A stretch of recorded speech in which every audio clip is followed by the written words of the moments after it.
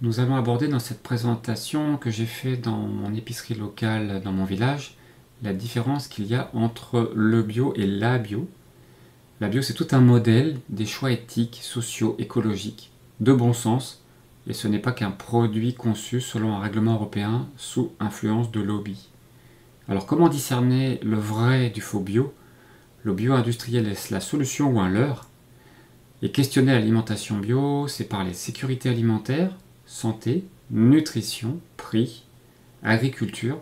C'est aussi parler de nos vies et de nos choix de société. Et si seule la bio assurait la sécurité, un vrai projet politique résilient, ambitieux et humain?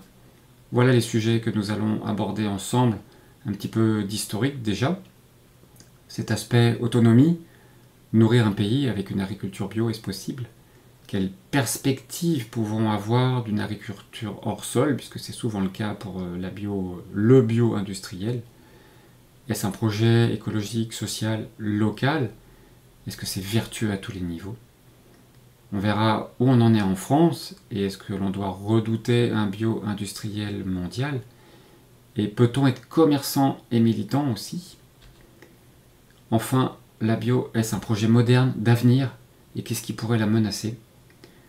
Tout ce qu'on verra ici vont s'appuyer sur différentes sources, dont ce livre, Les dessous de l'alimentation bio, de Claude Gruffat, édition 2012, et aussi la bio entre business et projet de société, et puis 60 millions de consommateurs et plein d'autres sources. Alors bien sûr, on devrait garder une culture sans pesticides agressifs, sans engrais de haute performance, sans irradiation pour la conservation, sans additifs synthétiques dans les préparations, sans solvants industriels et de saison. Enfin comme avant quoi. Pareil pour l'élevage, on devrait garder un élevage dans le respect des conditions de vie animale, avec une alimentation le plus naturelle possible, sans antibiotiques, il va sans dire, là encore comme avant. Il faut savoir que la ferme des 1000 vaches en bio, c'est possible. Et dans certains pays d'Europe, des élevages de poules pondeuses à 250 000 places peuvent voir le jour. Et pour les poulets de chair, la Commission propose de modifier dans ses normes techniques un petit mot qui change tout. Aujourd'hui, un bâtiment fixe ne peut accueillir plus de 4800 poulets, et le mot bâtiment pourrait être remplacé par compartiment. Ainsi, plusieurs lots de 4800 poulets pourraient cohabiter, simplement séparés de cloisons dans le même hangar. Alors d'où vient-on? Cette résistance qui est apparue avant la Deuxième Guerre mondiale, effectivement tout était bio, et on était quasi autosuffisant. Et les intrants chimiques sont apparus en 1960. Après la Deuxième Guerre mondiale, la France voulait nourrir la planète. Superbe ambition, mais cet objectif continue de fonder le mythe destructeur de la France exportatrice. À partir de 70, pour manger sans chimie, il fallait trouver des agriculteurs bio. Ce que l'on peut appeler la bio pure, qui faisait qu'ils étaient en fait exempts d'intrants chimiques.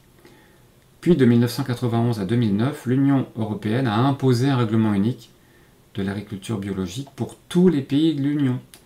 C'est ce qu'on appellera par la suite le bio, principalement trouvé dans les grandes surfaces. Ici, on se rappelle qu'il y a obligation de moyens et pas de résultats.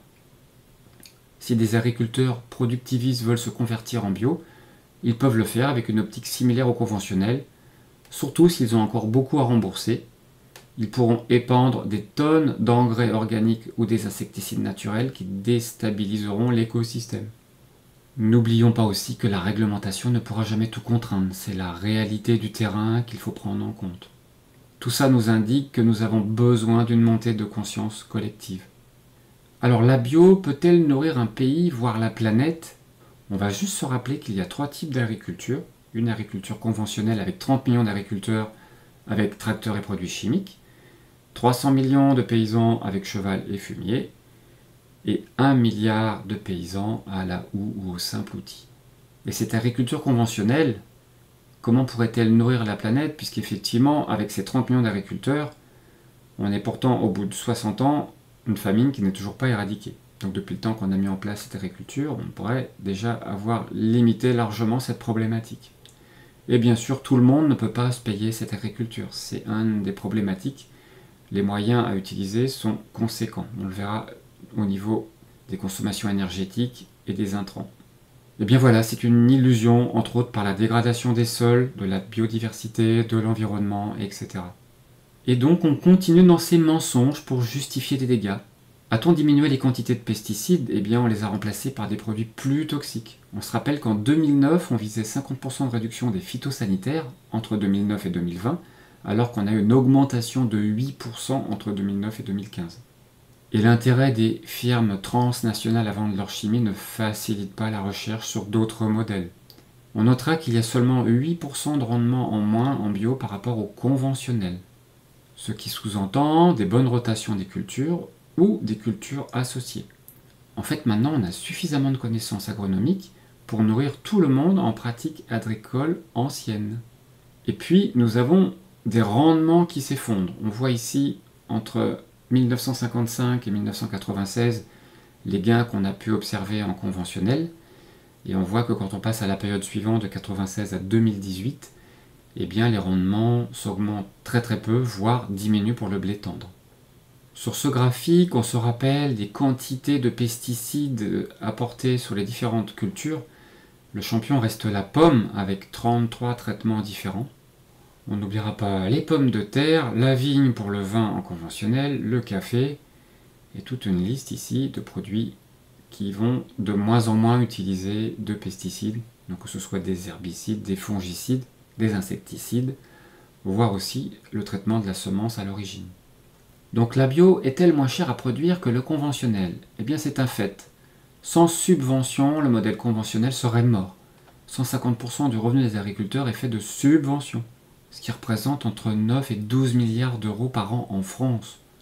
Et pour exporter, on subventionne pour la rendre compétitive sur d'autres marchés. Et bien sûr, toutes ces subventions sont faites par nos impôts. Et donc quand on regarde le prix en magasin, sans penser à tous ces coûts qu'on paye par ailleurs, et bien sûr, des fois on se dit que les écarts de prix sont importants. Les taxes professionnelles alimentent bio et conventionnel, mais les subventions pour la bio sont très faibles. Du coup, la bio finance le conventionnel. Et on se rappellera de cet ordre de grandeur, pour avoir une calorie en sortie en récolte pour l'agriculture moderne, on en investit 20. Alors qu'en permaculture, on en récupère 10 pour une investie. N'oublions pas que cette énergie consommée en entrée comprend les intrants, donc tous les produits rajoutés, c'est 50% du total, plus la mécanisation, plus le chauffage des serres par exemple. On voit ici le coût énergétique d'une tomate. Si on consomme une tomate de notre jardin ou acheter un producteur local sur le marché, en général on dit qu'on est à 0,05 litres de pétrole par kilo. Si on passe à des tomates cultivées sous serre chauffée, là on est à 2,5, on est à 50 fois plus. Et enfin, si on consomme des tomates importées par avion des Canaries, eh bien là, on sera à 100 fois plus. Et on insiste aussi pour dire que la bio, c'est surtout des petites exploitations au rendement équilibré, et qui sont viables, car sur une même surface, c'est aussi 2,5 fois plus d'emplois qu'en conventionnel. Alors pourra-t-on nourrir tout le monde? Eh bien en fait, on n'a aucune autonomie durable en France ou en Europe aujourd'hui. Par ailleurs, on sait que l'exode rural fait qu'on a seulement 1,5 Français sur 10 qui a un lien avec la ruralité ou l'agriculture en France. Et la production agricole devrait augmenter de 70% d'ici 2050 pour faire face à la croissance démographique. Nous avons le rapport d'Olivier de Schutter, rapporteur général des Nations Unies pour les droits à l'alimentation, qui nous dit que l'agroécologie permettrait d'augmenter les productions de 79% à 150%, selon les régions du monde où les expérimentations ont été menées. Ce n'est pas une projection, ce sont bien liés à des expériences. Et l'idée, effectivement, ça serait de laissons le monde son autonomie de se nourrir. C'est une question politique majeure.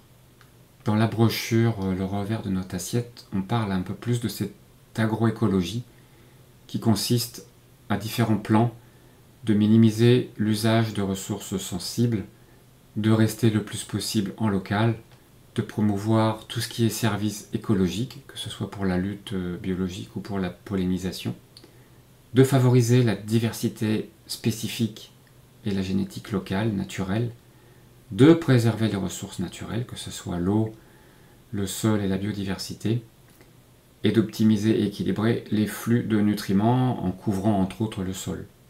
Et tout ça favorise la résilience du système, sa résistance aux différents aléas climatiques, entre autres. On doit se rappeler aussi que la terre agricole est un bien commun. Et si c'est un bien commun, eh bien on devrait être consulté en tant que citoyen pour le devenir de nos terres, leur utilisation. Comment peut-on accepter que la production française soit majoritairement dédiée à l'export? Si on avait une gestion citoyenne, les 1,4 milliard d'hectares pour 7 milliards d'habitants donneraient environ 2000 mètres carrés par personne et serait suffisant pour une autonomie alimentaire. Il faut savoir qu'en Europe, nous consommons 1,1 hectare par personne, soit 5 fois la part moyenne. Et comme souvent, les USA, c'est encore pire puisque c'est 10 fois plus. Eh bien, c'est un savoir vital, produire son alimentation, mais seulement 2% de la population possède ce savoir. En permaculture, on peut faire vivre 3 personnes sur 1,5 hectare en maraîchage. Ce sont des données de l'INRA, à comparer aux 200 hectares pour faire vivre un céréalier. Donc une des conclusions, c'est partageons nos connaissances et partageons aussi nos terrains pour rendre l'accès à la culture au plus grand nombre. On va s'intéresser maintenant à l'empreinte environnementale des consommateurs de produits biologiques. Là, on regarde ça par aliment. Donc on commence par la surface agricole nécessaire par an et par habitant. Et on voit ici les consommateurs conventionnels et les consommateurs en bio. Donc on a une différence de 23%, avec une part importante liée aussi à la consommation de viande. Alors à la fois parce que, en général, les consommateurs bio consomment moins de viande, et quand ils en consomment, la viande bio demande à être consommée en moins grande quantité aussi, puisqu'elle est plus nourrissante et plus dense. Donc 23% de moins en surface agricole. Si on regarde l'énergie consommée, là on est à 26% de moins en énergie consommée. C'est quand même un chiffre conséquent. Et enfin, par rapport à l'émission des gaz à effet de serre, on est à 37%. Côté semences, sachant bien qu'un agriculteur ne peut pas semer ce qu'il veut. Il y a un catalogue qui autorise la commercialisation d'une liste de graines finie. Et la bio est contrainte aussi. À savoir que les hybrides F1 feront des graines dégénérées qui donneront des plantes chétives et peu productives sur les générations suivantes. Et en France, en 2013, on avait 95% des légumes bio qui étaient produits à partir de semences de variétés hybrides F1. Donc dit autrement, si vous achetez ces légumes-là et que vous souhaitez récupérer les graines pour refaire vos propres légumes, eh bien vous arriverez à des résultats vraiment très dégradés qui ne pourront pas produire grand-chose. Et pendant ce temps, nos variétés anciennes disparaissent. Bien sûr, l'idée ici, c'est de retourner à des semences adaptées aux conditions locales, parce que c'est un sujet très grave, on est en train de perdre énormément de choses avec cette problématique. Mais c'est pire que ça, parce qu'en fait, les grands semenciers européens ont envie de privatiser jusqu'à la couleur des tomates. Ils sont désormais en mesure d'acheter le droit d'utiliser, outre la couleur d'une tomate, la douceur d'un oignon ou les vertus naturelles d'une aubergine. En conséquence, tous les petits producteurs qui ne pourront pas payer ce genre de graines seront hors jeu, ou traînés en justice et condamnés à payer des royalties. On croit rêver, voire cauchemarder. Et ça c'est très récent, 60 millions de ce mois-ci. Et bien voilà, il y avait Syngenta qui avait breveté un poivron croisé entre un poivron commercial et un poivron sauvage. Et ici vous avez le recours du rejet qui avait été fait par un organisme pour interdire ça. Donc normalement ils n'ont pas le droit de faire ça, mais ils exploitent les failles juridiques pour pouvoir breveter ce genre de choses. Si on parle maintenant d'autonomie, on peut aussi parler d'une autre alimentation. Car aujourd'hui, par exemple, 8% du blé produit en France sert à l'alimentation humaine, 25% à l'alimentation animale et le reste est exporté. Et la France importe du blé panifiable. Pourtant, le pain en France, c'est important. A noter aussi le sarrasin, produit en France. Lui, il est adapté pour les galettes bretonnes. Bon, tant mieux, j'en profite. Mais ceci dit, il n'est pas adapté pour les flocons extrudés du petit déjeuner. Du coup, on importe ces variétés-là. On pourrait quand même produire suffisamment de sarrasin adapté pour ces flocons sans avoir à en importer.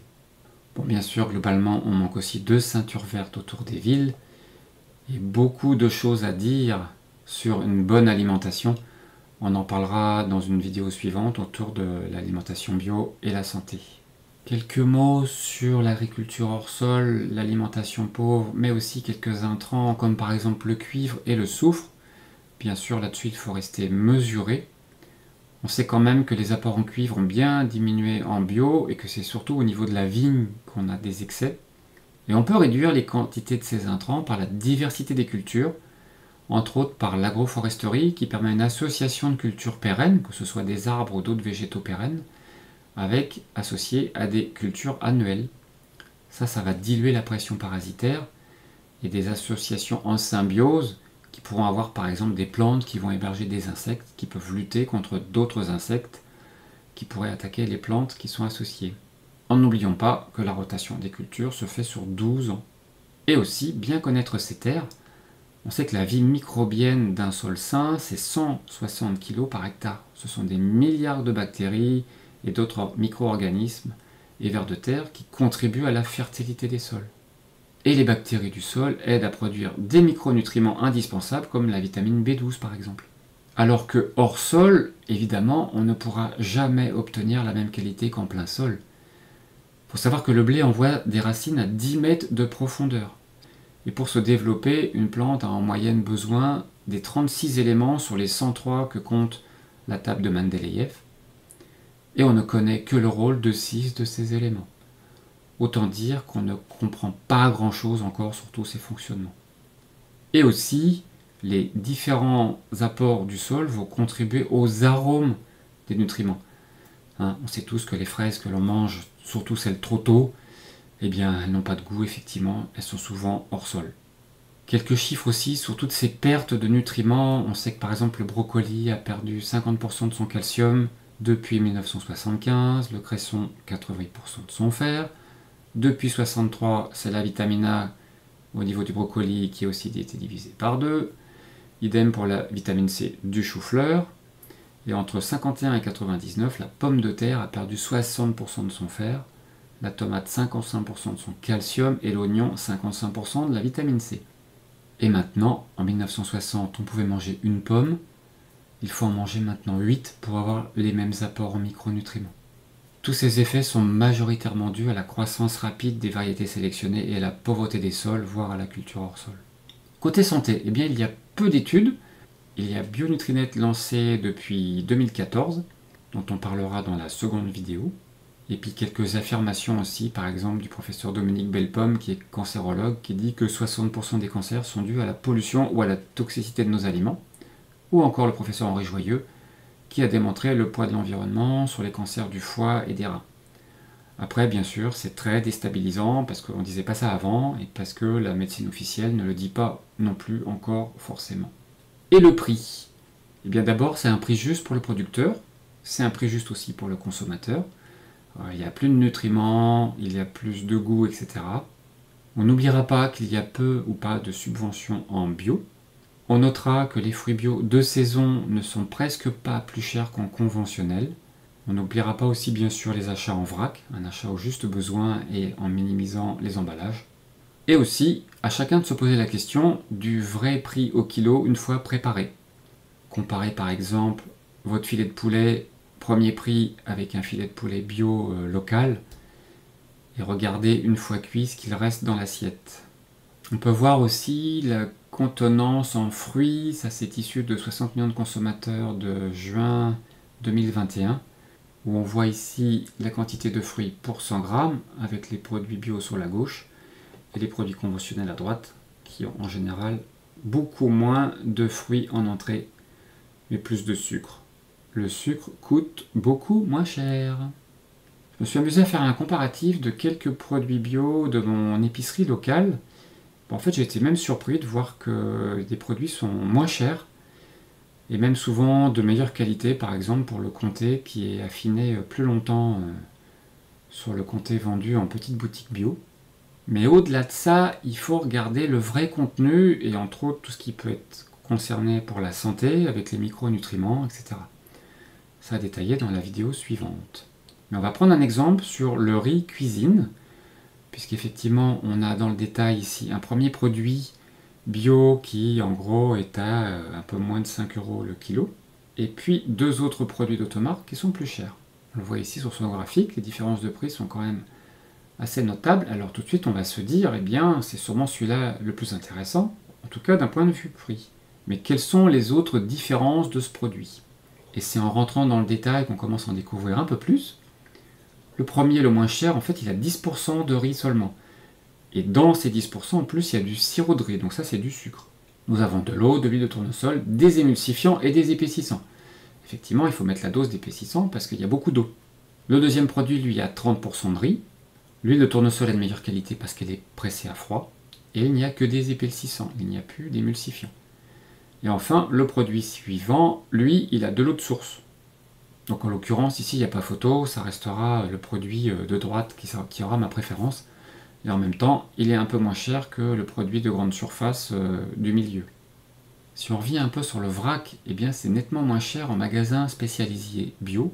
Ici, 50 produits vrac ont été testés, eh bien il y en avait 40 moins chers en magasin spécialisé bio comparé à la grande surface alimentaire, avec ici le top 10 des produits les moins chers. Une petite réflexion au passage issue du revers de notre assiette, si on mangeait moins de protéines. Parce que si on regarde dans le premier graphique de gauche la disponibilité alimentaire en protéines animales de quelques pays en 2013, donc la France se situe ici avec 110 grammes de protéines par habitant, dont 69 grammes de protéines animales, ce qui fait 62% du total. Au passage, la quantité ingérée par adulte est de 83 grammes, la différence, 25%, correspond à des pertes. Vous notez aussi les recommandations de l'OMS en protéines totales ingérées, on parle animales et végétales. On va regarder sur le graphique de droite l'évolution de la disponibilité alimentaire en protéines animales et végétales entre 61 et 2013. Et on va comparer ça avec la moyenne monde en 2013 comparée au niveau de la France. Donc on dispose de 36% de plus de protéines animales et végétales en France en 2013 que la moyenne mondiale. Et si on regarde les protéines animales, eh bien là c'est 86% de plus dont on dispose en France. Donc on voit clairement à quel point on peut baisser notre part de protéines animales et végétales aussi. Alors la bio, est-ce un projet écologique, social et local? A-t-on bien cette vertu à tous les niveaux et qu'est-ce que cela donne côté grande distribution? Au niveau écologie, eh bien en fait ça dépend, ça va dépendre de son mode d'application et des rendements visés. L'idée c'est de ne pas surcharger d'engrais organiques et le bio européen autorise trop d'écarts non écologiques. Pour le lait, on peut noter par exemple 4500 litres par an et par vache sans affecter la santé de la vache, et on est entre 8000 et 10 000 en conventionnel. Et la vache sera abattue au bout de 4 ans, contre 9 à 12 ans en bio. Des chercheurs de l'INRA montrent dans une enquête que l'agriculture biologique est aussi résistante aux bioagresseurs que l'agriculture conventionnelle. Cette étude est parue dans le Figaro en 2018. Alors est-ce local? Si vous voulez acheter français, eh bien n'oubliez pas que sur le logo Eurofeuille, vous pouvez trouver le FR Bio-XX pour préciser vraiment l'origine France. Mais lorsque 98% des matières premières viennent d'ailleurs, cela se transforme en UE simple ou UE/hors UE. Par contre, clairement, dans mon épicerie locale, de nombreux produits sont issus de producteurs locaux. Et ça sera développé dans une troisième causerie en faisant participer tous ces producteurs. Alors comment s'orienter? Parlons un peu des labels maintenant. Nous avons ce label AB, la feuille du logo européen, qui ne garantit plus que les produits sont produits en France alors que c'était le cas avant. Nous avons Déméter, ou la biodynamie, là c'est toute l'importance de la terre. Nous avons Nature et Progrès, une agronomie durable. Biocohérence, où là on est 100% bio, et il n'y a pas de travailleurs détachés, et tous les autres labels. On notera qu'à mon avis, les entreprises bio ne devraient pas avoir à payer les coûts de certification. C'est vraiment injuste, c'est vraiment un principe non pollueur-payeur. On va faire un petit tour côté 60 millions de consommateurs de mars 2023 où ils nous font un petit précis sur les labels. Donc le premier label c'est le label AB où là ils nous disent clairement au niveau de preuve les effets bénéfiques de l'agriculture bio sur l'environnement sont avérés. Et récemment de nouvelles études ont montré aussi les effets bénéfiques sur la santé. Voilà, on commence par ce logo que tout le monde connaît maintenant qui apporte quand même pas mal de garanties. Et puis ils font un tour sur les autres. On a commencé à voir apparaître il y a un certain temps ce zéro résidu de pesticides, pour lequel ils disent rien n'empêche d'utiliser les pesticides dans les champs. Donc là on n'a pas de garantie globale, et le zéro résidu, il faut voir comment il est mesuré et ce qu'on cherche. Les agriculteurs sont encouragés à utiliser des substances qui ne génèrent pas de résidus, et donc c'est pas terrible pour l'environnement. Nous avons HVE, on fera un petit focus tout à l'heure sur ce label qui est en train de prendre une grande importance. 70 qu'au niveau des preuves, si la HVE entend contribuer à une baisse de l'utilisation des pesticides dans les champs, difficile de la quantifier et de montrer qu'elle s'accompagne d'une moindre quantité de substances dans les aliments ou dans les boissons. Nous avons vu apparaître aussi 100 résidus de pesticides, la 60 nous dit niveau de preuve aucun. Il prend aussi l'exemple du label rouge, en disant que le label rouge ne garantit pas des méthodes plus écologiques ou une diminution de la présence des pesticides. Agriconfiance, en fait Agriconfiance c'est du HVE niveau 2 sur les 3, donc c'est un cran en dessous de HVE. Et il n'y a pas de certification de l'exploitation. Et puis on voit apparaître aussi d'autres bizarreries comme les légumes issus de l'agriculture durable de Knorr, clairement niveau de preuve aucun. Voilà ce tableau très synthétique que je ne vais pas détailler, juste regarder un petit peu par exemple pour les OGM. On se rappellera qu'il y a une tolérance aux OGM pour le logo AB, ce qui n'est pas le cas pour certains logos. Il y a un respect de la saisonnalité dans la plupart des logos, mais pas en logo AB, d'où nos tomates qui viennent d'Espagne, serre chauffée. Quant au transport des animaux, il n'y a pas de limite ici, alors que certaines limitent la durée de transport, voire la distance. Et enfin, à ne pas confondre, le logo EcoCert. En fait, EcoCert est un organisme qui sert à la certification. Il y en a 4 autres, mais EcoCert est le principal. Alors côté grande distribution, eh bien, un des soucis, c'est que les aléas climatiques ne sont pas pris en compte dans les contrats de la grande distribution. De la grosse difficulté pour les agriculteurs en cas d'aléas climatiques. Ils sont engagés par contrat avec la grande distribution et ils sont souvent, pour leur poche, des problématiques rencontrées. L'image de production locale est exagérée par la mise en avant en tête de gondole. Vous verrez souvent une photo du producteur local. Et en fait, en termes de quantité de produits disponibles, c'est très très faible. C'est surtout l'image qui est pratiquée ici. La plupart des pratiques de la grande distribution déstabilisent la filière. Il faut savoir que sur une même parcelle qui serait bio et équitable, ils peuvent acheter au même producteur à 3 prix différents. Donc un prix assez élevé bio et équitable, un prix plus bas bio, et carrément un autre lot en prix conventionnel. Bien sûr, vous l'avez remarqué, en grande surface, les fruits et les légumes sont recouverts par une couche d'emballage plastique. Et on notera que la grande distribution fait 45% du marché bio en France. Et la France est un des pays au monde qui a la plus grande densité d'hypermarchés par habitant. En tout cas, c'était le cas en 2007.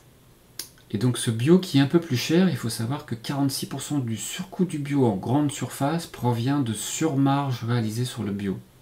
En moyenne, les marges brutes sur les fruits et les légumes sont 2 fois plus élevées en bio qu'en conventionnel.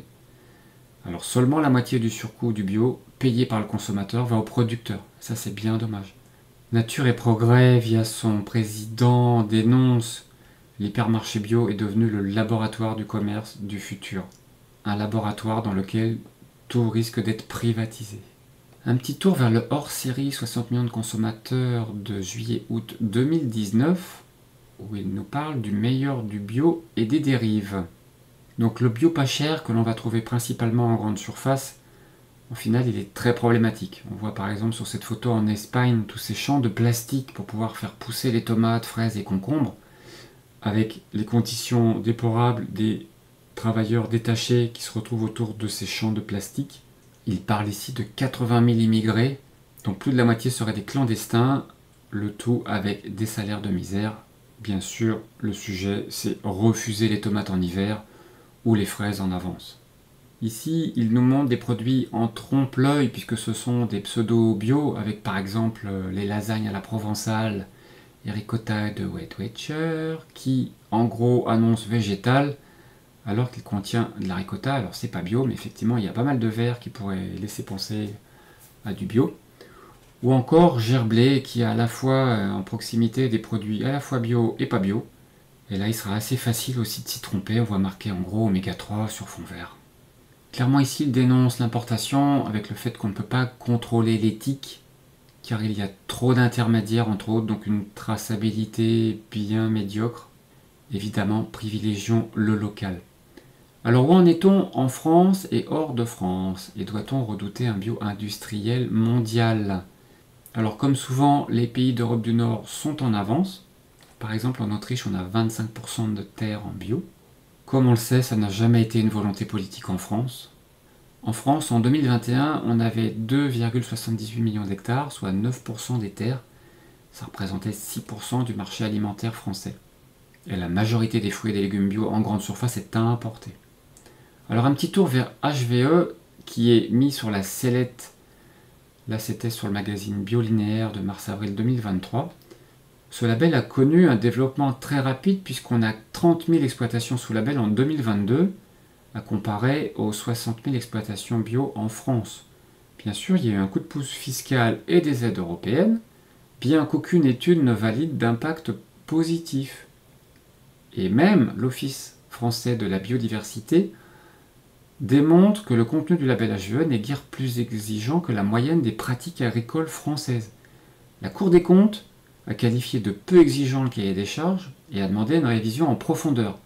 Alors bien sûr, il a été mis à jour en 2022, et cette mise à jour a été considérée comme bâclée car les recommandations n'ont pas été suivies. Donc clairement, là on est sur du greenwashing et ce sujet est vraiment préoccupant. Alors peut-on être commerçant et militant? Dès qu'on est commerçant, bien sûr, il y a une notion de rentabilité, il faut bien assurer les salaires, le chauffage, etc. Eh bien oui, entre autres par le choix des produits, de la saisonnalité, du mode de transport, etc. Mais cela reste complexe. Alors par exemple, l'huile de palme est la seule matière végétale qui supporte de fortes températures sans devenir toxique. Alors on peut se dire on va choisir des produits sans huile de palme pour cet aspect déforestation potentiellement si c'est mal géré. Or souvent on va avoir des rajouts de produits chimiques pour pouvoir conserver les biscuits au-delà de 3 mois. Donc in fine ça ne sera pas vertueux pour la santé. Du coup j'ai enquêté un peu plus près sur notre épicerie locale et je vous encourage à faire tous la même chose. Et bien en final cette épicerie elle est labellisée AB, mais elle est à la hauteur du label Biocohérence. Et on voit ici ce que ça signifie. On a regardé point par point si combien de produits bio étaient certifiés par exemple. On est à 100% alors que le label Biocohérence en demande que 90%. On doit être à plus de 75% d'offres en alimentaire, c'est-à-dire que les cosmétiques, etc. ne rentrent pas dans la partie. L'épicerie est à 80%. La saisonnalité est respectée avec priorité aux produits locaux.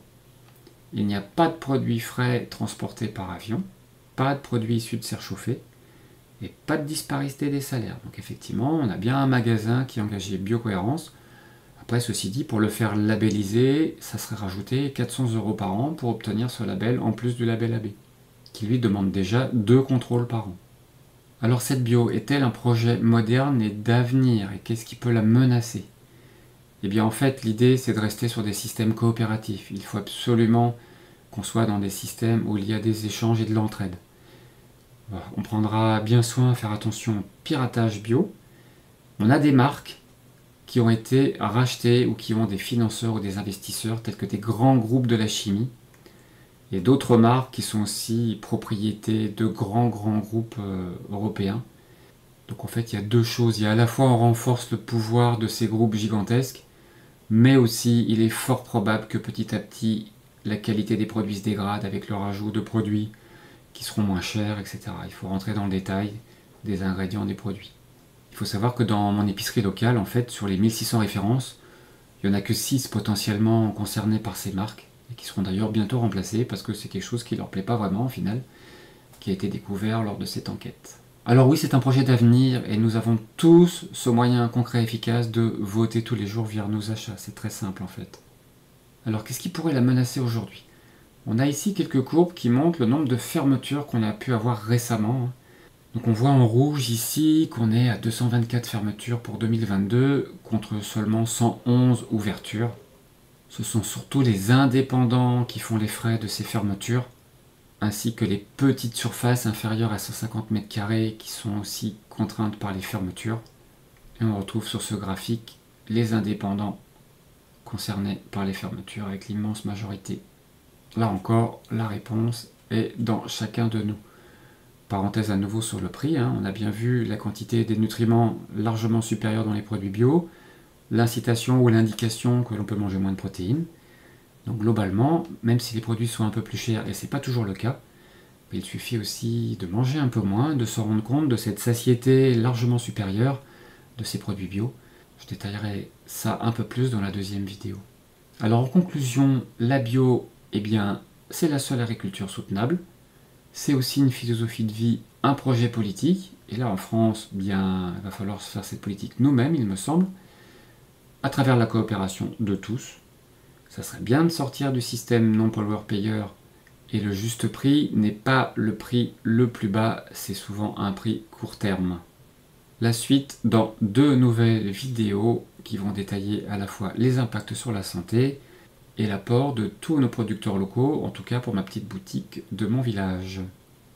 Vous pourrez aller un peu plus loin avec une de mes vidéos aussi qui détaille le livre Les dessous de l'alimentation bio sur ma chaîne Nature au Soutien. Merci pour votre attention et à la prochaine vidéo. Merci.